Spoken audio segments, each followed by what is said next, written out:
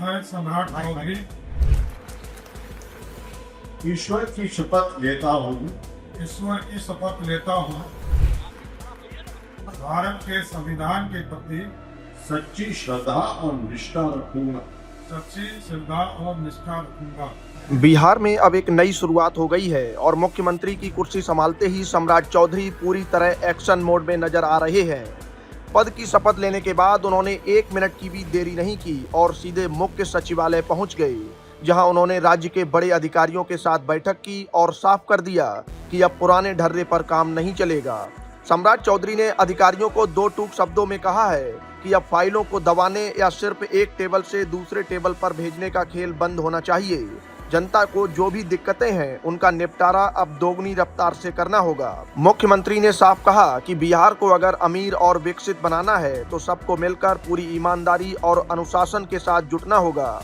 इस बैठक में उन्होंने भ्रष्टाचार को लेकर बहुत बड़ी बात कही है। उन्होंने कहा कि राज्य में जीरो टॉलरेंस की नीति चलेगी, यानी भ्रष्टाचार किसी भी स्तर पर बर्दाश्त नहीं किया जाएगा, चाहे ऊपर का अधिकारी हो या नीचे का कर्मचारी। अगर किसी ने भी बेईमानी की तो उसकी खैर नहीं होगी। मुख्यमंत्री ने अधिकारियों को याद दिलाया कि उनके पास सरकार चलाने का पुराना अनुभव है और वो पहले भी कई विभागों के मंत्री रह चुके हैं, इसलिए उन्हें पता है कि कैसे काम होता है और कहां काम रुकता है। उन्होंने वित्त मंत्री के तौर पर बिहार के खजाने और पैसों की व्यवस्था को भी करीब से देखा है। सम्राट चौधरी का सबसे ज्यादा जोर इस बात पर रहा कि प्रखंड, अंचल और थाने में जाने वाली आम जनता को परेशान न होना पड़े। उन्होंने कहा कि अक्सर देखा जाता है कि लोग अपनी छोटी छोटी समस्याओं को लेकर चक्कर काटते रहते हैं, लेकिन अब ऐसा नहीं होगा। खासकर जमीन से जुड़े विवादों को लेकर उन्होंने सख्त निर्देश दिए हैं। उनका कहना है कि बिहार में 70% झगड़े सिर्फ जमीन की वजह से होते हैं, इसलिए भूमि विवाद के मामलों को उलझाने के बजाय उन्हें सरल तरीके से और जल्दी सुलझाया जाए, ताकि गांव देहात में शांति बनी रहे और लोग खुशहाल रहें।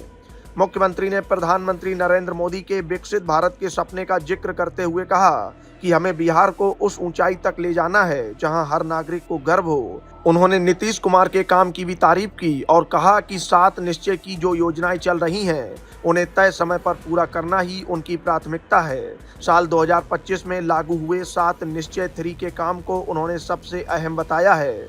उन्होंने अधिकारियों से कहा कि वो अपनी प्रगति यात्रा और समृद्धि यात्रा के दौरान खुद गांव-गांव गए हैं और उन्होंने अपनी आंखों से लोगों की तकलीफें देखी हैं, इसलिए अब कोई भी बहानेबाजी नहीं चलेगी। सम्राट चौधरी ने निर्देश दिया है कि हर विभाग अपने अपने काम की पूरी रिपोर्ट तैयार रखे, क्योंकि वो जल्द ही एक एक कर सभी विभागों की बड़ी समीक्षा बैठक करेंगे।